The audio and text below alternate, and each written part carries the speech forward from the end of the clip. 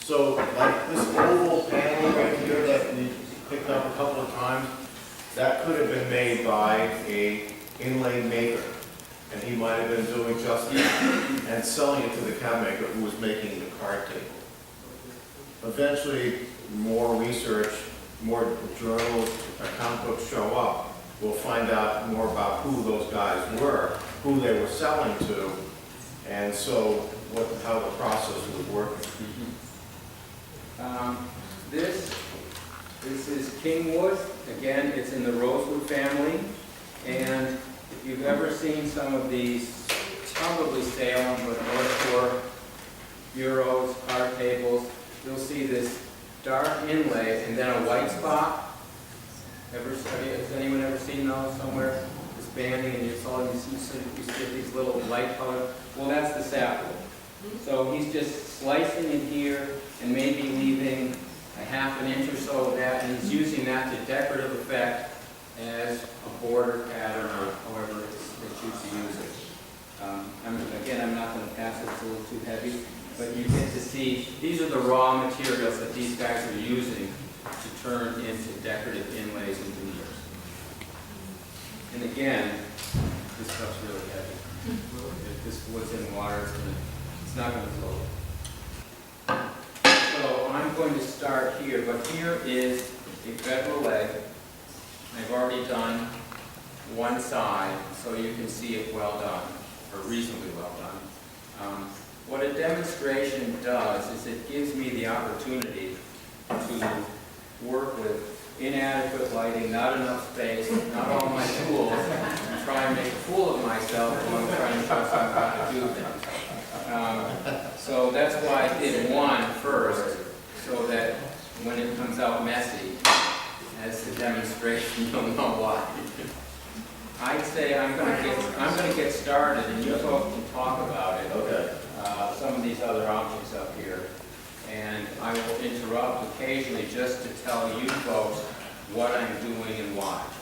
All right, so again, this is a federal period card table.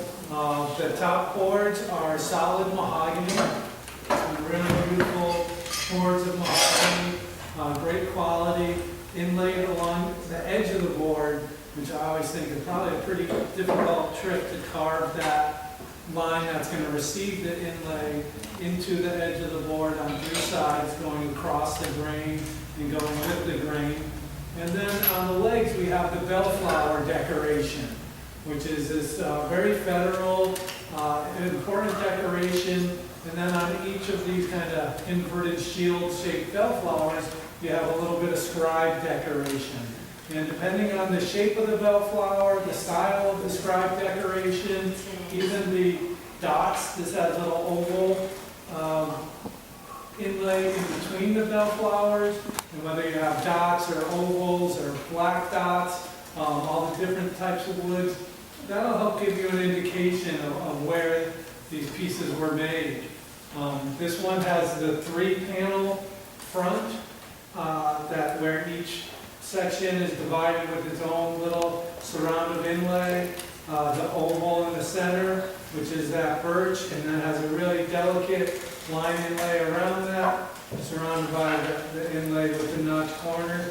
I believe that 3-panel design is pretty closely associated with Boston, and origin in Boston, Massachusetts, and certainly the quality of the inlay, the stringing, and the bellflowers and the mahogany is really right up there. One of the things that I always find amazing about these inlay pieces, mostly of the federal period, is how exacting. So if you come up here and you look at the stringing and how it's set in, it's rarely do you ever find a flaw where the knife slipped and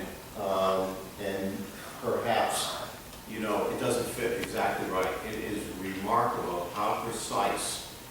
And this table was probably made anywhere from 1785 to probably 1815. And so there again, one of the most important things is how sharp the tools were. And they had apprentices, and that's all they were doing. When you first started your apprenticeship, that's what you did. You sharpened the tools.